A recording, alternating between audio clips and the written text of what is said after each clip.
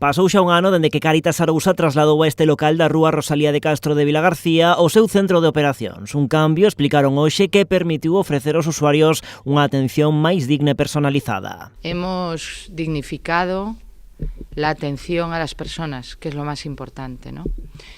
Y eso lo hemos conseguido gracias a un esfuerzo por parte de, bueno, primero un esfuerzo por parte de todos los integrantes de Cáritas, esfuerzo por parte de los trabajadores, porque los cambios siempre, bueno, pues son complicados o a veces, no sé, asustan un pouco e la verdad es que ha sido todo en positivo. O novo espazo permite a Cáritas tamén ofrecer aquí unha atención integral centralizando outros servizos máis alá do comedor como o de formación e emprego, atención psicolóxica, duchas, lavandería ou perruquería. Tenemos unas instalaciones que nos permiten hacer todo aquí, ¿no? Antes, como sabéis, pues teníamos que hacer la formación en unas academias que nos prestaban las aulas o las alquilábamos.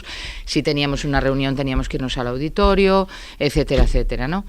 Ahora estas instalaciones ya nos permiten hacer aquí pues un montón de eventos y de cosas. Y un dos grandes puntos de actividade diaria destas instalacións é este comedor, no que vai de ano aquí servíronse máis de 11.000 comidas, cunha media de 40 comensais ao día, acadándose nas fins de semana os 60. A realidade coa que nos estamos encontrando é que superamos con creces os datos que tiñamos anteriormente, vale? É verdade que tamén por toda a situación social e económica que estamos a vivir, pero superámoslo con creces, é dicir, creo que desde que estamos aquí, xa antes un pouco de chegar, pero desde que estamos aquí, estamos incrementando os números de todas as persoas que veñen diariamente a comer ao comedor social, pois nunha media de 10-15. Dende Cáritas salientan cambios no perfil das persoas que teñen que botar man destes servizos, ademais do incremento das persoas estranxeiras, destaca tamén o incremento de mulleres transeúntes, que se sitúa agora no 19%. Eso nos preocupa a todas as institucións que traballamos con persoas en situación de desenfogar, porque son moi vulnerables na rúa, moi vulnerables. O problema da vivenda tamén está centrando boa parte da atención en Cáritas Arousa, o denominador común, as dificultades para acceder a ela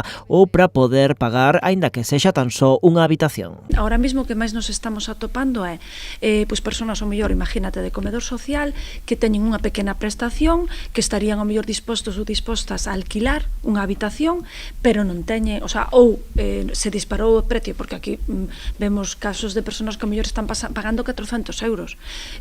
Eu vou a falar de cousas concretas. A semana pasada, pois unha señora que veu de Rusia pagou 1.000 euros por 2 meses dunha habitación compartida aquí en Vilagarcía, 1.000 euros.